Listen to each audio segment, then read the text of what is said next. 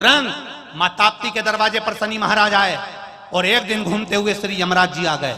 और जब यमराज आए तो यमराज ने शनि महाराज को देखा और शनि महाराज को देखकर यमराज ने कहा, क्यों शनि, तू अकेला अकेला ताप्ती के दरवाजे पर आ गया, तूने मुझे नहीं बोला? शनि ने कहा, भैया मुझे जीजी की याद आ रही थी, मुझे बहन की याद आ रही थी, इसलिए मैं ताप्ती से मिलने के लिए आ गया था।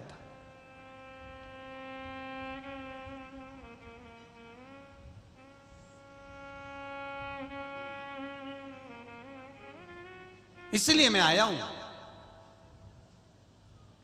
प्रेम, बहन ताप्ती आई। जैसे ही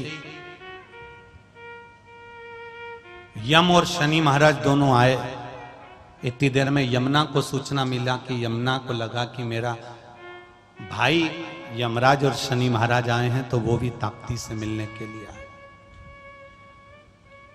जिस हस्तिनापुर में यमुना नहीं थी, जिस हस्तिनापुर में यमुना नहीं थी,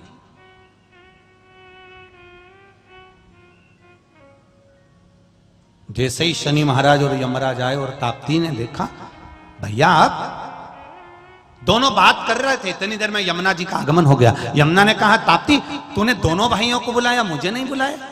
अब प्रेम में समर्पण किसको कहते हैं, प्रेम में त्याग किसको कहते हैं? ये माता ताप्ती, यमराज, शनि महाराज और यमुना की कथा का स्मरण करिएगा, भाई बहनों की कथा का स्मरण करिएगा।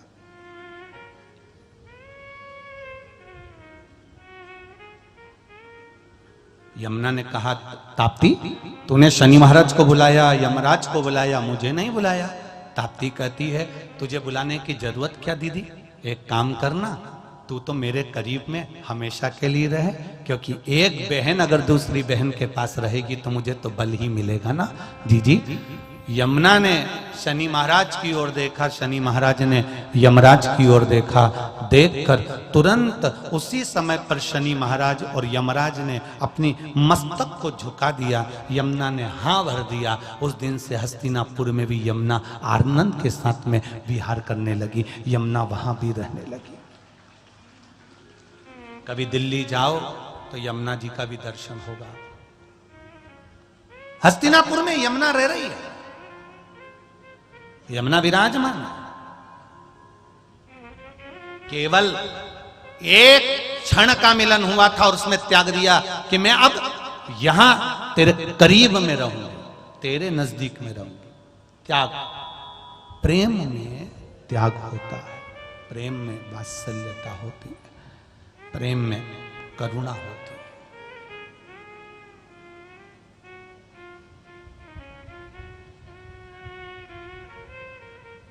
जो अपने माँ बाप का नहीं होता वो दुनिया में फिर किसी का, जम के बोलो जरा, नहीं होता। माता पिता के अनुसार अगर रहोगे तो जीवन का एक सुख आपको अपने आप प्राप्त हो जाए, अपने आप।